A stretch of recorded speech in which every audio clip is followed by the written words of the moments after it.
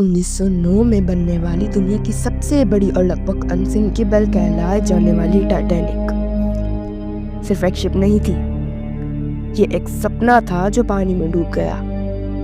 लेकिन क्या टाइटैनिक सच में एक एक्सीडेंट था या इसके पीछे कोई गहरी साजिश? आज हम इसी मिस्ट्री का राज खोलने वाले हैं जिसे दुनिया एक सेंचुरी से जानना चाहती है।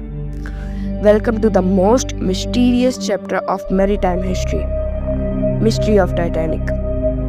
टाइटैनिक का कंस्ट्रक्शन 1909 में बेलफास्ट आयरलैंड में शुरू हुआ। यह व्हाइट स्टार लाइन कंपनी का प्रोजेक्ट था जिसे दुनिया का सबसे लग्जरियस और एडवांस शिप बनाया जा रहा था। इसकी लंबाई 882 फीट थी और ये 2200 से ज़्यादा लोगों को ले जा सकती थी। टाइटैनिक में हर फैसिलिटी थी, swimming pools, gyms, grand dining halls और रॉयल क्लास बेडरूम्स।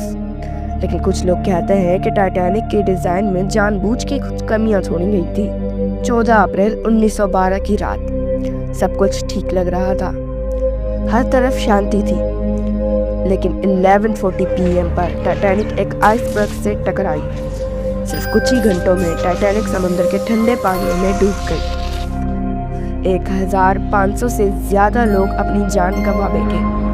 मगर सवाल ये है, अगर टाइटैनिक इतनी ही एडवांस थी तो वो आइसबर्ग से कैसे नहीं बची? क्या कुछ लोग ऑलरेडी इसके डूबने का इंतजार कर रहे थे? जब टाइटैनिक डूबी तो दुनिया ने इसे एक टारगेट एक्सीडेंट कहा, लेकिन कुछ लोग का मानना है कि टाइटैनिक का डूबना एक पहले से ही प्लान की गई साजिश थी। अब सवाल उठा है, किसने और क्यों? जीपी मॉर्गन वाली थ्योरी। जीपी मॉर्गन, जो टाइटैनिक की मालिक कंपनी व्हाइट स्टार लाइन का असली फाइनेंसर था, इसने खुद टाइटैनिक की पहली जर्नी कैंसिल कर दी, बिल्कुल आखिरी वक्त पर। अजीब बात यह है कि वो और उसके कुछ और अमीर दोस्त जो टाइटैनिक में सफ़र करने वाले थे, सब ने ये ट्रिप स्किप कर दी। और जिन लोगों ने इस शिप में सवारी की, उनमें से काफ़ी इन्फ्लुएंसर लोग मर गए। क्या ये सिर्फ एक कोइंसिडेंस था या मॉर्गन ने का कुछ ऐसा जाना था जो और कोई नहीं जानता? Olympic Titanic swap theory.